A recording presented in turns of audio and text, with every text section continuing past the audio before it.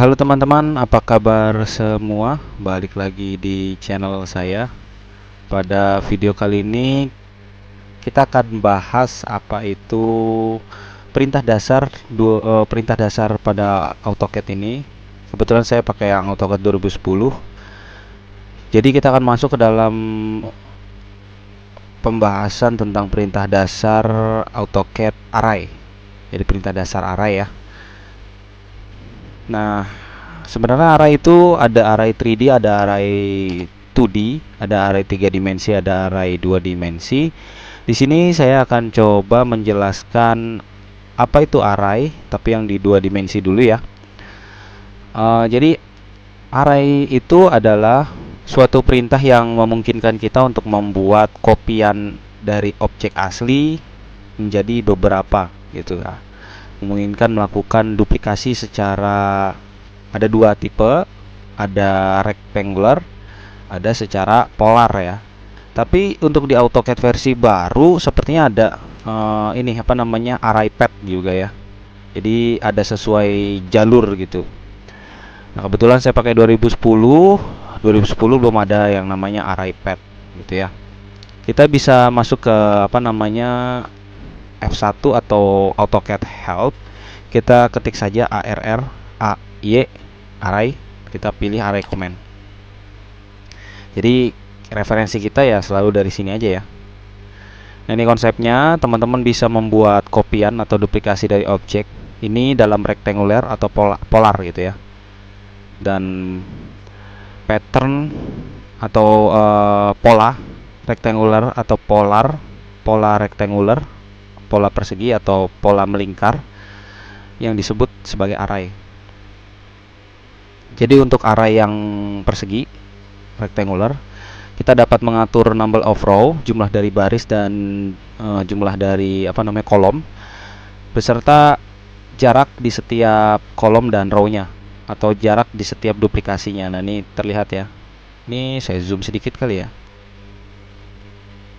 supaya lebih terlihat. Nah, ini enak nih. Jadi ini nih ya.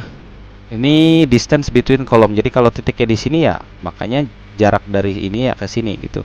Kalau between row, kalau titiknya di sini ya, maka titik akhirnya juga di sini gitu. Jadi jarak ini bukan selisih dari tengah-tengah objek ini ya, bukan gitu ya.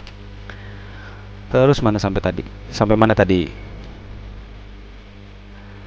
Lalu untuk polar array kita dapat mengatur berapa jumlah kopian objeknya dan memilih apa namanya kopian objek itu dirotasi atau tidak, jadi diputar atau enggak mengikuti sumbunya itu ya. Dan bisa membuat berbagai macam objek reguler atau objek regular space gini ya, atau bisa membuat berbagai macam objek lebih cepat ya daripada kita melakukan copy. Nah, ini ada penjelasannya untuk membuat rectangular array, nanti kita bahas sedikit lah ya. Terus prosedurnya, cara membuat rectangular array, masuk ke menu modify, terus pilih array, atau biasanya sih saya pakai aliasnya ya AR ya. Nah, nanti teman-teman harus bedakan mana yang namanya comment, mana yang namanya alias gitu ya. Nah, ini quick reference-nya. Oke, mungkin kita masuk ke prosedural yang pertama. Ya, cuma ada dua ya, rectangular dan polar. Kalau yang saya pakai yang 2016 itu udah ada path, ada yang terbarunya path gitu ya. Kita coba ke rectangular dulu, modify, dialog box segala macam, ini bisa kita skip saja. Jadi seperti ini.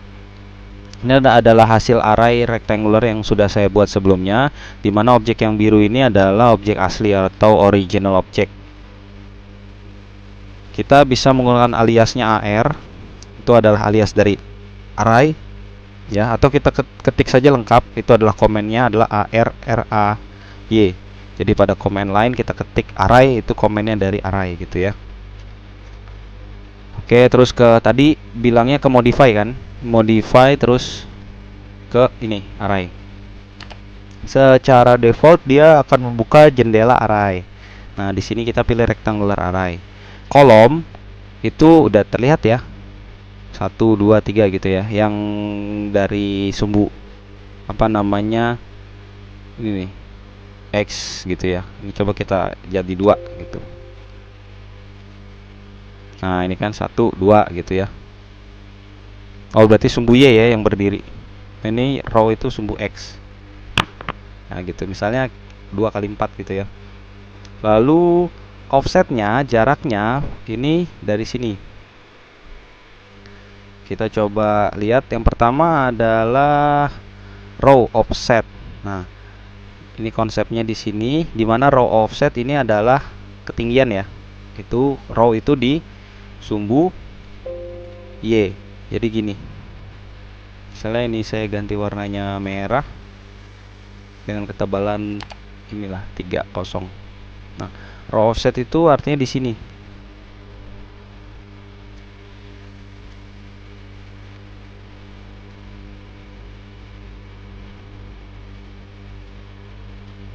Nah, seperti itu. Oh, ini nggak lurus nih.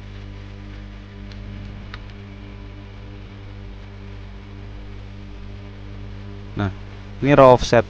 Dimana titiknya tadi kan kita di sini ya. Awalnya C, enter. Oke. Yang awalnya kan kita buat di sini. Gitu. Lalu berakhir di sini. Gitu ya. Nah, jarak antar ini berapa? Misalnya saya atur atau saya buka dulu deh berapa dia dimensinya. DLI. Oh, ini besar sekali ya.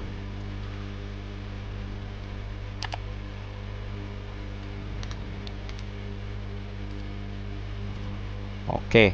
Nah, tinggi objek ini adalah 2. Maka kalau misalnya kita mau array dari ujung sini ke ujung sini, nah ini jaraknya. Jarak selisihnya adalah 1. Gitu ya. Jadi kalau nih distance between row, dia acuannya dari titik ini ke titik ini juga gitu. Objeknya kan sama di pojok kanan bawah, ya berarti titiknya juga pojok kanan bawah. Kalau kita mau beri jarak antar objek 1, maka kita harus masukkan jaraknya adalah 3. Kenapa 3? Karena tinggi dari objek ini adalah 2 gitu. Ya, jadi teman-teman harus pahami gitu ya. Jadi jarak di sini tadi misalnya 2, maka kita harus masukkan distance-nya adalah 4. Kenapa 4? Karena tinggi objeknya sudah 2 gitu kan.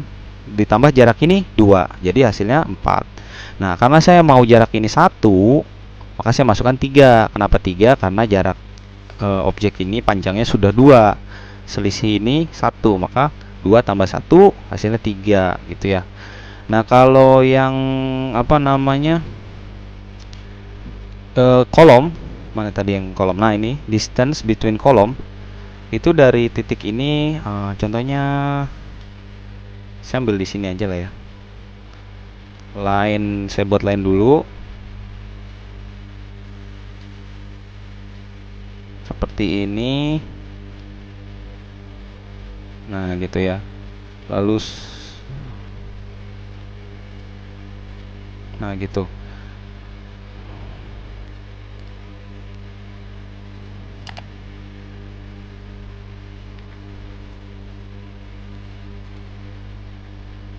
Nah, gitu ya. Jadi kalau space between kolom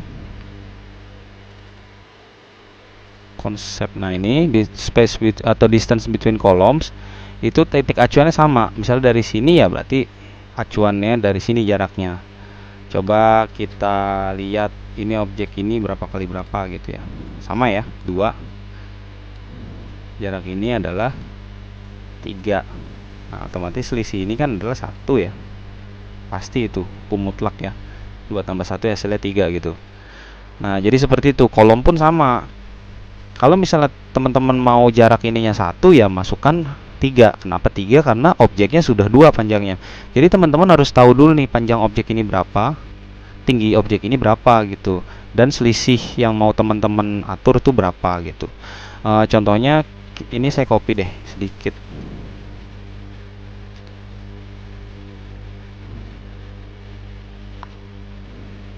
CO saya copy, taruh keluar gitu ya.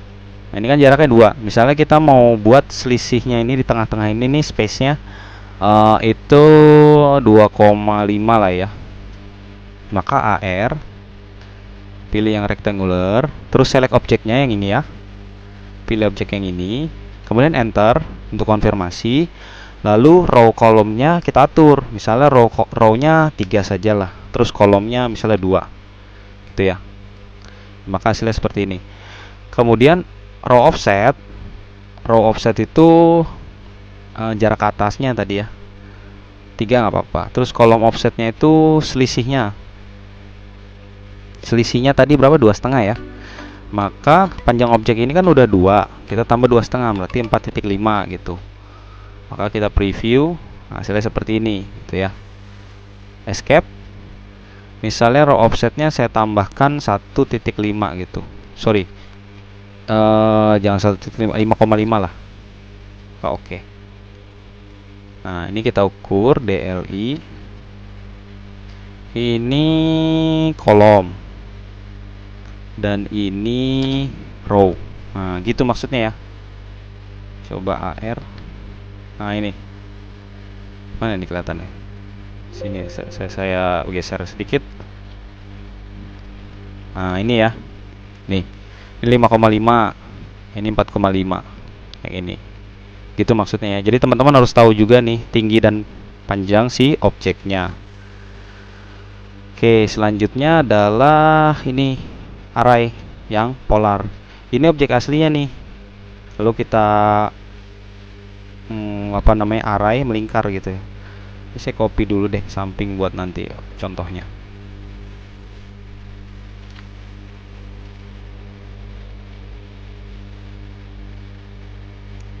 Oke, kita AR lalu enter. Kita pilih polar array. Nah, di polar array ini dia ada beberapa pilihan. Ya, kita pilih saja total number of item to and angle to fill. Jadi penuh dia itemsnya di dalam item ini di dalam sudut. Jadi sudutnya berapa? Nih, sini 360 derajat berarti satu lingkaran penuh ya. Kalau cuma mau 90 derajat ya berarti ya kita isi saja 90 derajat gitu. Nah, ini angle between itemsnya kan nggak bisa diklik ya, karena udah secara default ini otomatis. Misalnya ini 6 gitu ya, maka ininya juga akan ganti itu angle between item. Oke, yang perlu kita lakukan adalah kita harus tahu center pointnya di mana di sini nih. Lalu kita tahu total itemnya berapa. Nah, sama rotated item as copy gitu ya. Jadi ini kita buka dulu di prosedur polar array biar ada bayangan. Nah, di sini nggak ada gambarnya lagi ya. Gini aja, to create. Nah, seperti ini. Ini 3D array sih, tapi nggak apa-apa lah. Gambarannya seperti ini sih, melingkar. Itu ya. Oke. Contohnya gini, kita select objek, misalnya objeknya yang ini. Oke, kalau sudah enter. Kita mau array atau kita center pointnya yang mana nih? Polar array. Atau kita pilih center point gitu kan. Center pointnya ada ini. Artinya si objek ini akan melingkar di lingkaran yang ini gitu ya. Klik. Angle-nya 6 nggak apa-apa. Sudutnya 360 ya karena full lingkaran. Nah, preview seperti ini. Escape. Coba kita uncheck rotated item as a copy. Kita preview. Nah, seperti itu ya. Jadi si objek ini tidak memutar, tapi dia di-array atau diduplikasi secara polar array gitu. Tapi center point-nya tetap di tengah. Karena dia tidak memutar, dia otomatis kayak di copy seperti ini nih. CO. Nah, kayak di copy-nya begini gitu ya. Kasarnya gitu ya. Gini. Oh, ini nggak ikut lagi.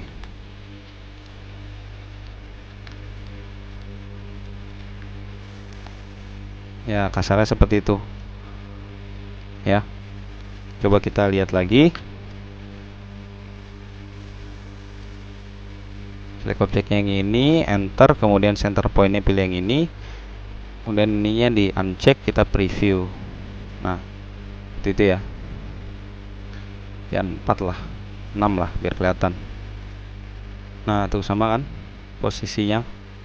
Kalau kita centang preview, nah maka dia akan mengikuti nih apa namanya, lihat fokus di perseginya ya, perseginya akan ngikut nih, ya kan, ikut berputar gitu posisinya, nggak seperti tadi gitu. Nah seperti tadi kan posisi si lancip ini ada di bawah, yang sudut ini ada di bawah nih.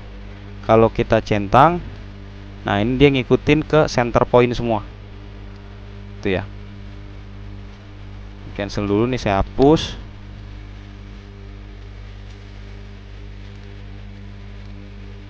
Lalu kita array polar ini 6, center point yang ini. Oke, kemudian kita select object, enter, kemudian preview. Nah seperti ini ya, dia kan arahnya lurus gitu ya. Kalau misalnya kita maunya cuma angle-nya 90 misalnya, preview ya, ini 90 nya kan segini ya gitu.